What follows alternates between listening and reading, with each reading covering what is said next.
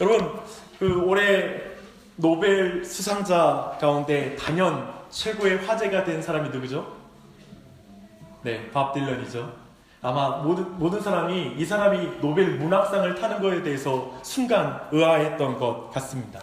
우리가 알다시피 밥 딜런이 수상한 이유는 그가 단순한 노래쟁이가 아니라 우리 시대 가운데 있었던 그 고통, 또 이 시대 가운데 있었던 문제들을 그가 껴안고 그것을 아름다운 시로 옮겼기 때문에 너무나 많은 사람들에게 반향을 일으켰고요. 그리고 그것이 영향력을 줬기 때문에 이번에 정말 스웨덴 할리몬에서 특별하게 우리는 이러한 가치를 발견하는 문학상의 어떤 시대를 앞선 기준을 가지고 문학상을 준다라는 걸 보여주는 그런 일이라고 많은 평가를 받고 있습니다. 그런 면에서 저는 오늘 시편 73편의 이 시인, 특별히 이 사람이 이 밥 딜런하고 굉장히 유사합니다. 왜 그러냐면 이 사람은 다윗이 오베데돔의 집에서 이제 예루살렘으로 이제 그 법궤를 옮겨갈 때 그 법궤 앞에서 이제 하나님을 노래하는 자였어요. 그리고 재금을 치는 자였습니다. 쉽게 말하면 악기를 다루고 노래하는, 그리고 이제 시까지 쓸 수 있는 싱어송라이터였습니다. 그렇죠? 오늘날로 말하면. 네, 특별히 아마도 CCM 현대 복음성가 싱어송라이터 정도로 보는 게 좋을 것 같습니다. 근데 그는 시인으로서 굉장한 역량을 가지고 현실의 문제를 굉장히 아름다운 시로 옮긴다는 점에서도 굉장히 비슷합니다. 그런 시가 시편 73편부터 83편에까지 이릅니다. 근데 이 시편은 여러분이 이 단순히 오늘 그 아삽의 시편뿐만 아니라요, 시편 전체는 굉장히 다양한 주제를 다루고 있을 뿐만 아니라 그것을 다양한 방식으로 설명하고 있어요. 오늘 설교 노트에 보면 그 내용이 들어가 있습니다. 그 내용에는 그 주제로 구별할 때는 이제 탄식 시나 감사의 시나 찬양의 시나 또 메시아의 시나 이런 여러 가지의 내용을 다루고 있고요. 그걸 표현하는 부분이 13가지로 제가 나눠놨나요? 네, 굉장히 다양합니다. 근데 오늘 우리가 살펴보게 될 시편 73편의 말씀은 뭐냐면 내용적인 면에서는 하나님께 간구하는 탄식 시입니다. 그런 면에 또한 음악적으로는 테필라라고 말합니다. 뭐냐면 기도에 대한 부분이죠. 그래서 이런 느낌? 이 시간 탄식을 하는데 하나님께 기도하면서 외치는 그 장르의 느낌으로 여러분이 이 시편을 이제 말씀 설교를 들을 때 그런 마음으로 접근해 보면 좋을 것입니다. 특별히 오늘날 고통 가운데 있는 자에게 참 위로가 되는 말씀이 되길 바랍니다. 오늘 이 말씀을 통하여 정말 이 시편의 기자가 우리에게 무엇을 증거하고 있는지를 발견하는 그 은혜가 있기를 바랍니다.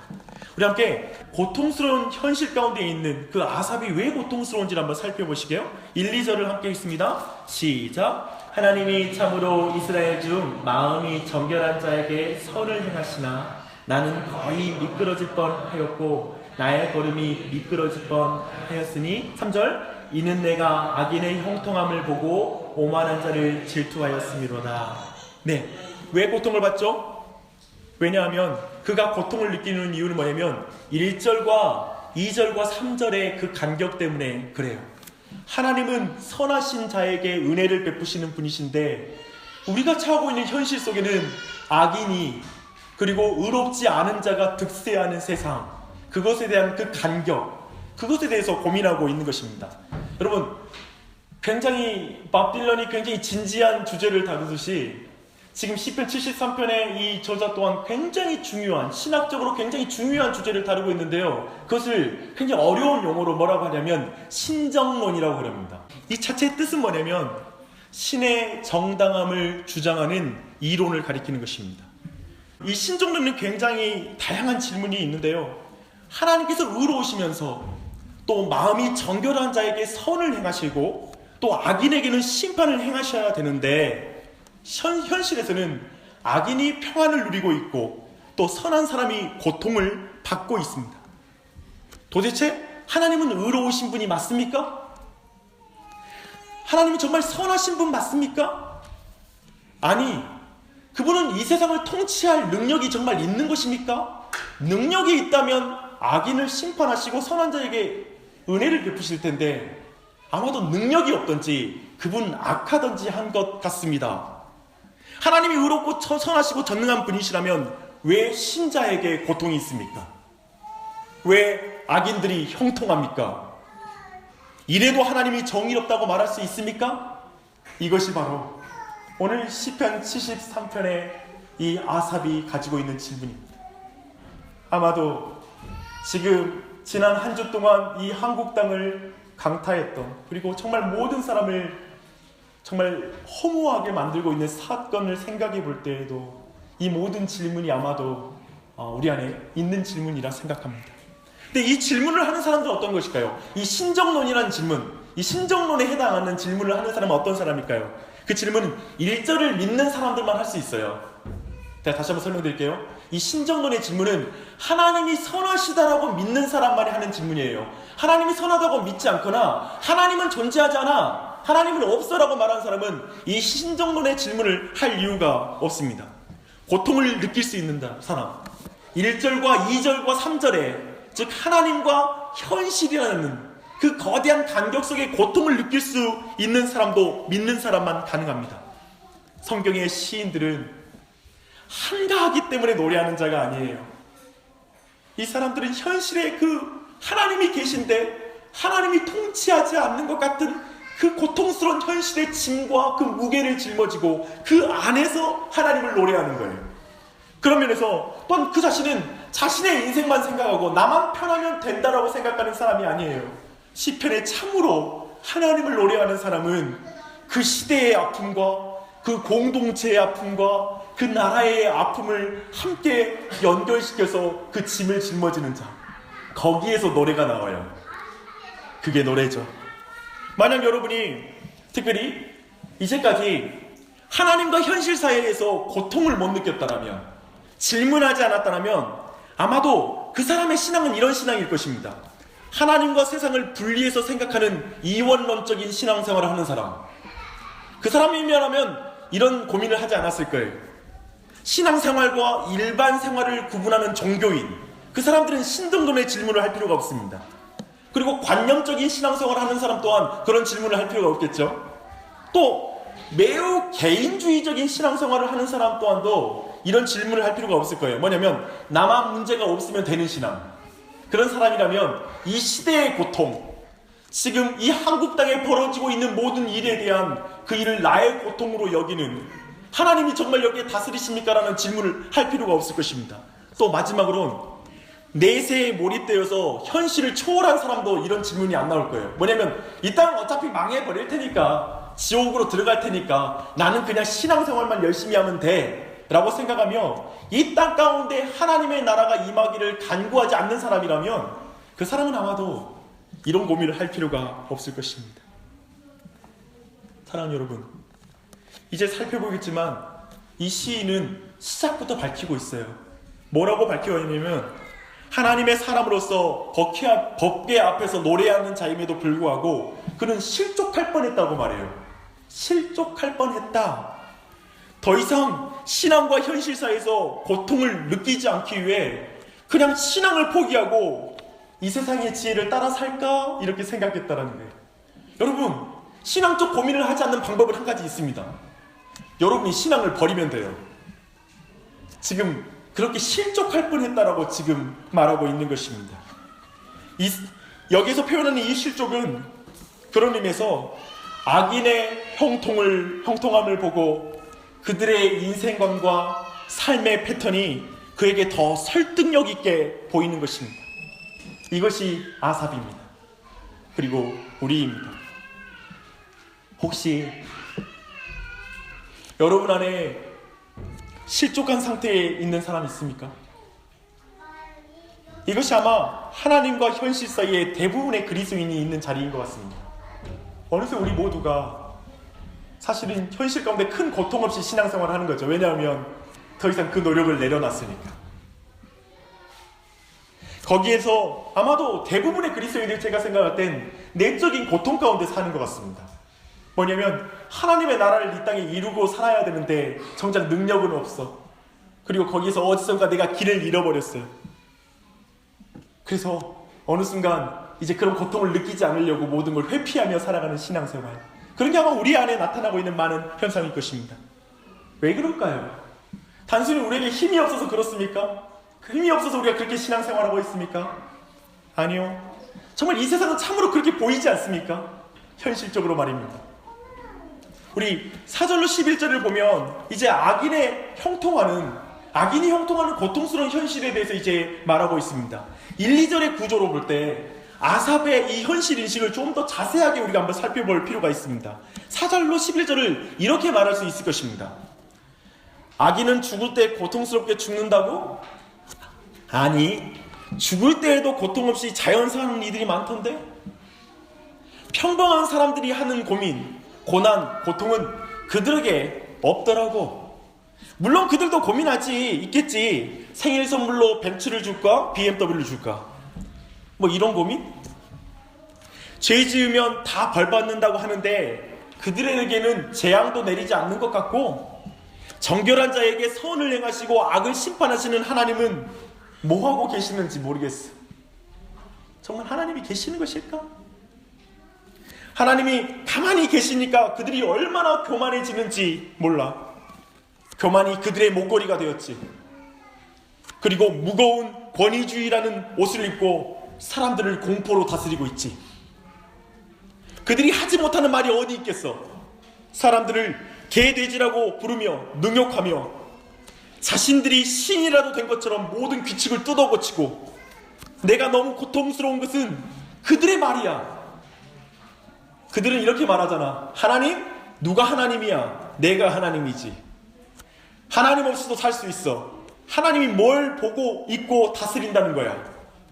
하나님이 알고 있고 능력 있다면 나 같은 사람 가만히 이렇게 잘 나가도록 해주겠어? 그런데 나를 더 고통스럽게 하는 것은 하나님을 믿는 사람들이 똑같은 말을 하는 것이야. 하나님은 정말 이 현실을 다스리고 계실까? 하나님이 정말 선한 분이 맞아? 나와 내 가정과 우리의 현실을 하나님이 지금 알고 계시기나 하는 걸까? 좀 이런 질문 말입니다. 이런 말을 하는 거예요. 믿음과 현실 속에서 얼마나 많은 사람들이 실족해 있습니까? 여러분 혹시 실족해 있지 않습니까? 그것을 보는 것이 우리에게 얼마나 큰 고통입니까? 근데 이제 아삽에게 있는 진짜 내적인 고통이 12절로 16절로 계속 이어지고 있습니다. 아삽은 분명 법궤 앞에서 노래하는 사람이에요. 아마 그런 자리에서 수없이 많은 백성들을 봤을 거예요. 그리고 그들의 삶을 알고 있을 거예요. 그리고 동감했을 거예요. 개인을 넘어서 다른 사람의 삶을 묵상하는 사람이 바로 아삽이었거든요. 단순히 기독교 신앙이 내가 열심히 해서 복받았다라고 해서 설명되는 게 아니라 누군가 열심히 해도 답이 없는 인생이 있다는 걸 알거든요. 그저 신앙생활이 내가 율법을 다 지키면 이 땅에서 형통한 삶을 사는 게 아니라 누군가는 말씀을 다 지켜도 형통하지 않다는 걸 알고 있거든요. 아삽은 최소한 기독교 신앙을 밴딩머신 정도로 이해하고 있지 않고 있고 그저 기복적으로 이해하는 수준은 아니거든요. 그러면서 다른 인생까지 묵상하는 신앙생활을 하고 있습니다. 그러나 그 자신이 백성들이 처한 상황을 초월한 사람이었기 때문에 그런 게 아닙니다. 그 또한도 지금 실족할 상황에 있었다라고 지금 말하고 있습니다. 근데요, 이 모습이 굉장히 우리 안에 있는 모습과 닮아 있어요. 그도 악인의 형통함을 보고 질투했다고 표현해요. 근데 이 질투가 뭘까요? 악인이 형통하니까 그게 부러웠단 말일까요? 배가 아팠다, 그런 표현일까요? 근데 이 형통함이 히브리어로 뭐냐면 샬롬이에요. 샬롬. 놀랍죠? 즉 뭐냐면 샬롬이란 것은 하나님의 언약 백성에게 주신 하나님의 그 삶 전반에 전인격적인 하나님의 회복이고 그리고 축복이거든요. 근데 그것이 악인에게 있는 것처럼 보이는 거예요. 그것을 지금 뒤편에는 말씀은 12절에는 어떻게 나오냐면 평안과 재물이 있었다고 표현해요. 그러니까 이 샬롬이라는 번역은 뭐냐면 피스로 번역될 수 있지만 이 번영함이라는 충만함이라는 그 말로 표현될 수가 있어요. 근데 정말 그들은 그렇게 살고 있는 거예요. 아삽이 보기에는 이게 정당하지 않다라는 거예요. 하나님을 경외하지 않는 가정이 부부관계도 좋아, 자식들 관계도 잘 되고 경제적으로도 너무나 넉넉해. 근데 그 모습이 의인을 사랑해서 하나님이 의인에게 줘야 될 복을 저들이 빼앗은 것처럼 보이는 거예요. 그 마음 가운데 질투심이 생기는 거예요. 하나님 이러면 안 되죠. 근본적으로 이것은 악인이 잘 됐기 때문에 그 부러운 게 아니라 하나님께서 의로운데 왜 악인에게 저렇게 잘 대해주십니까? 그게 화가 나는 거예요. 그게 못마땅스러운 거예요. 아삽은 그런데 실족까지는 안 가요. 말씀을 찬찬히 보면. 하지만 아삽이 빠질 뻔했던 그 실족의 상태가 아마도 우리 안에 많이 그 상태에 있는 것 같습니다. 그 상태는 이런 거예요.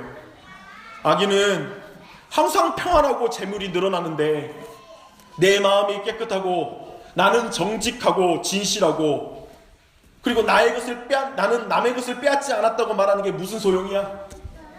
난 여전히 가난한데 내 삶은 안 풀리는데 참 헛된 잡소리야. 도대체 내가 회개기도 하고 예수님을 닮아가고 좁은 길을 걸어가고 주의를 지키고 11조를 드리고 친절하게 사는 것이 무슨 소용이지?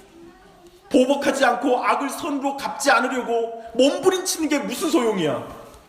복은 악인들이 다 받는데 나를 전혀 알아주지 않는 세상 앞에서 내가 그렇게 사는 것이 무슨 소용이냐고. 내가 아무리 바르게 살아도 세상이 알아줘? 인정해줘? 아니. 나도 그렇게 말하고 그들처럼 이기적으로 욕심부리며 사는 것, 그들에게 응징하며 사는 게 맞지 않을까? 나도 좀 내 마음대로 육적으로 살면 안 될까? 내가 왜 이렇게 살아야 되나? 기도하는 게 무슨 소용이나? 말씀 보는 게 무슨 소용인가? 지금 아삽은 지금 이 마음, 여기로 나아가는 마음에 요동치는 마음이 있는 거예요. 내면에는 뒤집어지는 이 질민 속에서 스스로 심한 고통을 겪고 있는 거예요. 그래서 말씀을 보면 그 내면이 지금 심한 고통 가운데 있다라고 표현하고 있어요. 아삽의 내면 상태를 어떻게 설명하면 잘 이해할 수 있을까요? 하나님과 현실의 간격 속에서 악인이 호의호식하는 세상에서 하나님을 부인할 수는 없고, 그런데 세상이 부러워. 세상이 부러워. 또 부러워하는 자신이 한심해. 이 상태? 어때요? 우리는 이런 자신이 싫어서 굉장한 죄책감 속에 살고 있습니다. 제가 볼 때는 오늘날 현대 그리스도인, 그리고 지금 이 자리에 있는 대부분의 회중들은 대부분 한숨과 자책하다가 원망과 불평하는 이 두 가지 극단적인 태도로 신앙생활을 하고 있는 것인지 모릅니다. 저는 이 상황을 이렇게 말하고 싶습니다. 하나님이 악인을 심판하시는 하나님을 믿지 못해서 자신을 심판하고 있는 상황. 다시 한번 설명드릴까요? 제가 이거 생각하면서 너무 좋은 표현인데 라는 생각해봤어요. 막 그런 거 있잖아요. 우리가 뭐 거울 보면서 자기 얼굴이 감동할 때가 있고 막 행복할 때가 있잖아요. 근데 내가 글 써놓고 이거 내가 글을 썼습니까? 이런 거. 근데 이 표현이 그거예요. 내가 보니까 오늘날 대부분 그리스도인들은 뭐냐면 하나님이 진짜 이 땅 가운데 악인을 심판하실 걸 믿지 못하고 자신을 심판하고 신앙생활해요. 정죄하고 자신을 비난하고 너의 수준은 이류신자야. 별것 없어. 넌 회복되지 않을 거야. 하나님을 진짜 친밀하게 만날 수 있다고? 아니, 그 정도까지 못 나갈 것 같아. 나 주일을 그저 와서 굉장히 몽롱한 상태로 주일날 왔다가 진정한 참된 회복과 하나님과의 진정한 만남 없이 계속 종교적인 삶은 늘어가. 세월은 지나가는데 영적인 자라감은 없고 하나님과의 친밀한 관계의 회복은 없고 진짜 참 신앙 안에 자라감은 없고 예배 시간은 지겹고 안 지키자니 벌 받을 것 같고 세상은 부럽고 계속 세상에 투자하는데 잘 되지는 않고 이 모호한 삶, 그게 우리 모두가 처한 삶일 수 있습니다. 전 또 이 표현을 이렇게 했습니다. 악인의 호의호식이 부러워 신자가 자신 앞에 차려진 포도주와 떡이 놓인 선창상을 엎어버리는 상태. 굉장히 또 이상한 표현이에요. 근데 그럼에도 불구하고 우리 안에 이런 마음이 있어요. 솔직히 제가 그렇더라고요. 이런 거예요. 그런데요, 그래도요, 전능하신 하나님이 이 세상을 다스리면 이 세상이 이렇게 굴러가는 건 아니지 않습니까? 이 마음이 우리 마음에 불쑥 나와요. 단순히 세상을 향해서 그런 마음이 아니라 어쩌면 자신의 인생을 향해 하나님, 그래 나 죄인 맞아요. 그런데 저 예수님 믿지 않는 죄인만큼은 죄인 아니잖아요. 근데 왜 저 친구와 내 후배가 잘 되냐고요. 저렇게 속임수하고 뒷줄 대고 뒤에서 돈 찔러대고 하는데 왜 잘 되냐고요. 나 최소한 그거보다 낙하진 않지 않습니까? 근데 왜 이 모양입니까? 라는 말은 내 마음에서 해결이 안 되는 거예요. 근데 이 고통 가운데 어쩌면 너무나 불완전한 이 세상, 이런 식으로 굴러가는 세상, 우리가 그걸 봤어요. 최근에 그 사태, 최근에 우리가 언론에서 보고 있는 사태, 제가 볼 때는요 이거예요. 이미 안 볼 때 다 그렇게 이루어진 거잖아요. 안 들켰으면 계속 그렇게 가잖아요. 그리고 이게 이미 들켰지만 이게 우리가 몇 개월 갈 걸 우리가 예상 못 하잖아요. 알잖아요. 적당히 덮어져서 또 그대로 굴러갈 거야 라는 그 마음이 벌써 들잖아요. 뒤집어지지 않을 거라는 거 알잖아요. 그런 마음 가운데 우리 안에 질문이 있잖아요. 이런 세상 속에서 진짜 참된 신자로서 직장생활하는 것, 참된 그리스도인으로서 이 땅에 살아간다는 게 뭘까? 그리고 그 현실과 하나님 신앙 사이에 그 간격에서 우리는 어떤 고통을 받고 있잖아요. 그거 말입니다. 근데 그 자리에서 그걸 고통을 해답한 이 고통의 해결은 어디에 있냐면 17절 하나님의 성소에 들어갈 때에야 그들의 종말을 내가 깨달았나이다. 17절이 모든 걸 바꿔요. 17절이 핵심이에요. 하나님의 성소에 들어갈 때에야 그들의 종말을 내가 깨달았나이다 라고 말하고 있습니다. 답이 뭐냐고요? 하나님의 임재만이 답입니다. 다시 한번 말씀드리겠습니다. 여러분에게 하나님이 임재하지 않으면, 여러분이 하나님의 임재 안에 들어가지 않으면 이 현실 속의 고통은 끊임없이 원망하고 불평하는 일에 쓰일 것입니다. 왜 이래요? 왜 이래요? 하나님의 임재가 핵심입니다. 특별히 여러분, 제가 그 한 예로 욥에 대해서 말하고 싶습니다. 욥의 고난은 왜 있었냐면 욥의 온전함과 정직함과 경외함, 악에서 떠남을 하나님께서 사탄한테 자랑해가지고 사단이 났어요. 재밌죠? 뭐냐면 괜히 자랑했어. 하나님이 사단한테 자랑하니까 사단이 하는 말이 이거예요. 괜히 그러겠습니까? 하나님이 많은 재산 주셔서 그렇지요. 그래서 재산 걷어갔어요. 아유, 괜히 그렇습니까? 자식들 주셔가지고 그렇죠. 자식 다 걷어갔어요. 에이, 또 괜히 그러겠습니까? 건강 주셔서 그렇죠. 건강을 다 걷어가셨어요. 그리고 마지막에 아내마저 하나님을 저주하고 죽으라고 그렇게 말하고 떠나버렸어요. 그리고 나서 이제 친구들이 와서 하는 말이 이 말이에요. 야, 다 너의 죄 때문에 그런 것이니 빨리 회개해라 라고 말합니다. 근데 욥에게는 이게 답이 안 됩니다. 그는 친구들의 수많은 질문을 반박해요. 이렇게 말하는 거죠. 순진한 소리 좀 하지 마라. 세상이 악인의 손에 넘어갔다. 재판관의 재판도 굽어졌다. 의인이 먼저 죽어나간다. 나는 내 죄 때문에 그런 게 아니다 라고 욥이 말하는 거예요. 또 친구들이 거기에다 대놓고 말해요. 야, 하나님께 어떻게 이렇게 함부로 말하냐? 그러다가 너 하나님 만나면 어떻게 하러 그러냐? 그러니까 욥이 눈을 치켜뜨고 말하는 거죠. 하나님께 질문할란다. 내가 만나면 왜 나를 치십니까? 왜 나를 괴롭히십니까? 라고 난 물으련다. 왜 태어나게 하셔서 달력에서 생일을 다 지워버리고 싶은 마음이 내 솔직한 마음이다. 이게 부모를 향한 최대의 저주잖아요.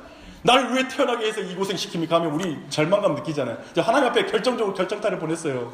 왜 나를 내 달력 그날 밤 아버지와 어머니가 동침하지 않았으면 내가 태어나지 말았을 것을, 내가 태어나다 죽어버렸으면 좋았을 것을 막 그러거든요. 욥은 정말 하나님께 묻고 싶은 거예요. 하나님 왜 내게 이런 삶의 고통이 있습니까? 라는 걸 너무 묻고 싶은 거예요. 근데 하나님을 떠나지 않아요. 대신 이게 신앙이에요. 하나님을 떠나지 않으면서 물을 건 다 물어. 이게 진짜 신앙이에요. 제가 볼 때. 그리고 끝까지 물어요. 근데 하나님의 답이 욥기 38장부터 41장까지 나와요. 그 욥에 대한 그 하나님의 답은 뭐냐면 욥에 대한 질문, 왜 이렇습니까? 라는 질문에 대해 전혀 답하지 않고 38장에서 먼저 그랜드 캐년으로 데려가셔서 창조의 권능과 지혜와 위대함과 하나님의 능력의 크심을 막 드러내세요. 하나님의 어미의 크심을 굉장히 드러낸 다음에, 그리고 동시에 욥이 얼마나 무능력한 존재인지를 비교하는 거예요.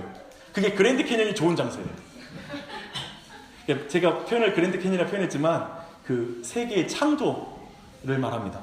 또 한 가지 뭐냐면 39장부터는 동물원으로 데려가세요. 이제 에버랜드 가가지고 가서 동물들의 창조와 그들의 습성에 대해서 설명하면서 그것에 대해서 조금 더 이해하지 않는 욥의 어떤 지적 능력을 비교하면서 네가 지금 내가 너에게 왜 이런 일을 행하는지 너가 이해하려고 하느냐? 너가 나에게 물었느냐? 왜 나를 고통스럽습니까? 라고 물었느냐? 너가 이 한낱 미물의 그 습성도 깨닫지 못하면서 그런 지혜도 안 되는 능력 가지고 지금 내게 물었느냐? 라고 그걸 비교해요. 그리고 이제 하나님이 임재하셔서 폭풍우 가운데 말씀하세요. 근데 욥의 질문에 대해서는 한 번도 대답하지 않아요. 왜 이런 고난이 닥쳤는지를 한 번도 설명하지 않아요. 근데 욥이 42장 1절로 6절 보면 시편 앞에 있으니까 욥이 그냥 그랜드 캐년 지나가고 동물원 딱 돌고 나서 갑자기 욥이 이러는 거예요.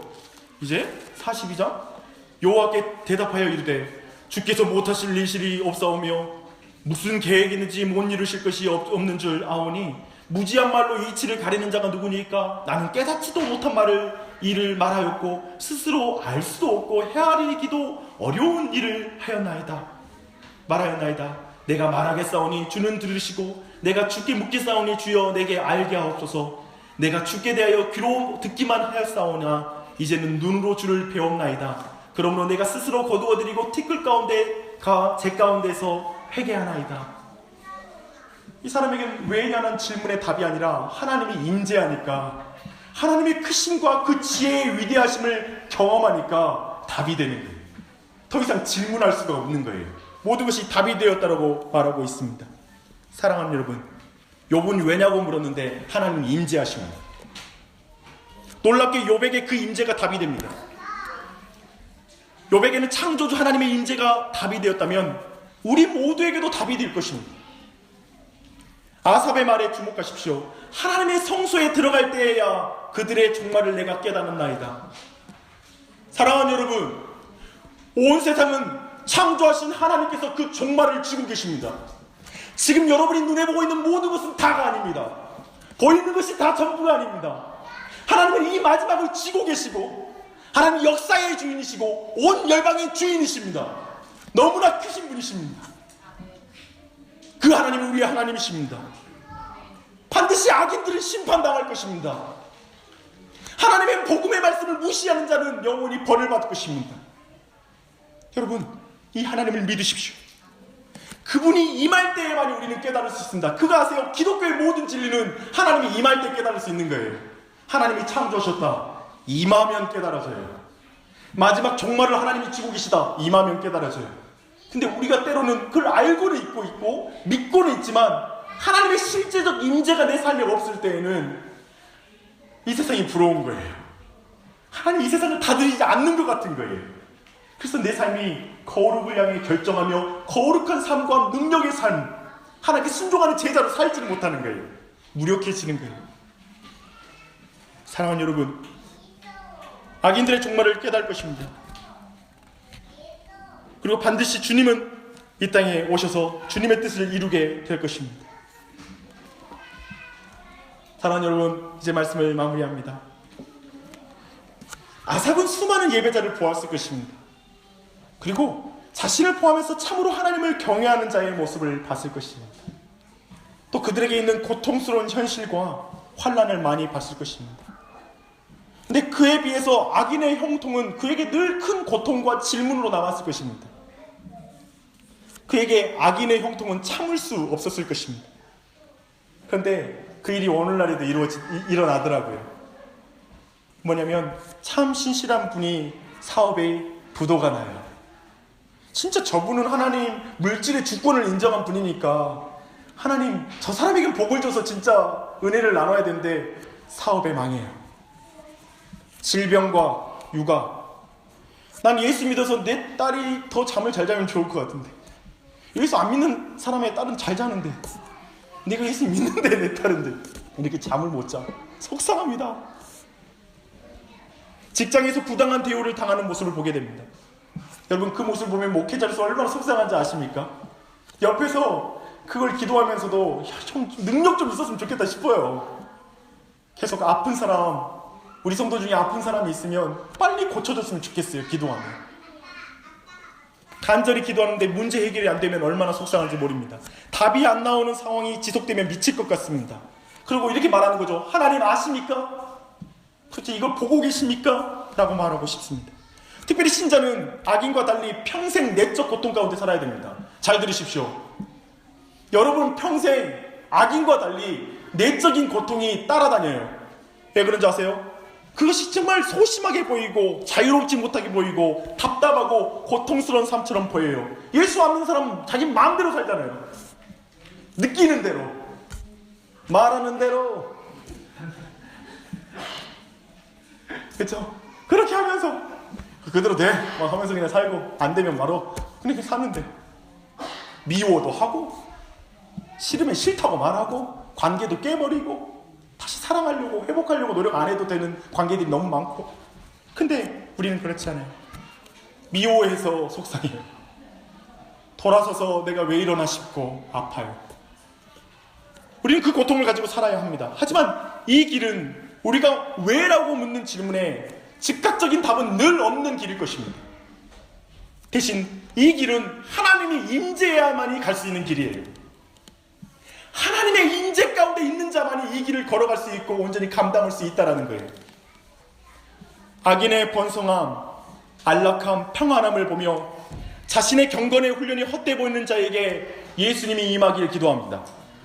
말씀대로 살지 않고도 잘 풀리는 인생을 보며 말씀대로 살려고 몸부림치고 그대로 못 산다고 슬퍼하며 하는 자신이 어리석게 보이는 자에게 예수님이 임재하기를 축복합니다. 기도하지 않는 사람이 평안한 것을 보며 기도의 능력을 의심하는 사람에게 예수님이 임하시길 바랍니다.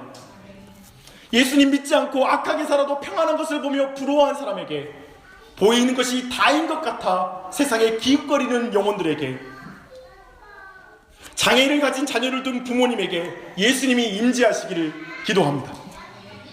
밤새 아픈 아이로 잠 못 이루며 피곤에 찌든 부모에게 예수님이 임재하시기를 축복합니다. 직장에서 부당한 대우와 요구 속에서 충실하게 살려고 몸부림치는 자에게 예수님이 임재하시길 바랍니다.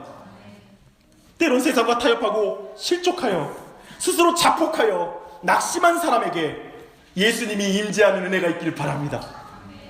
불의와 거짓이 난무하며 악인이 힘을 가진 세상 속에서도 예수님의 임재 가운데 마땅히 행할 능력을 갖는 은혜가 있기를 바랍니다. 지금의 고통 속에서 당신을 위해 궁극적인 고통을 당하신 예수 그리스도가 여러분과 함께 하십니다. 실족하지 마십시오. 세상 부러워하지 마십시오. 악인과 비교하지 마십시오. 신자의 길을 가십시오. 악인 때문에 내 길이 어그러지는 게 얼마나 어리석어요. 그런 말 하잖아요. 한국인은 다른 사람의 기대를 산다고, 나의 삶을 사는 게 아니라 세상이 만든 한국인의 전체의 표준, 그것을 따라 산다고 하잖아요. 우리 신자의 길을 갑시다. 말씀대로 이 세상이 통치되며 말씀대로 이 땅이 끝납니다. 말씀을 붙잡고 의인의 길을 걸어가십시오. 낙심하지 말고 기도하십시오.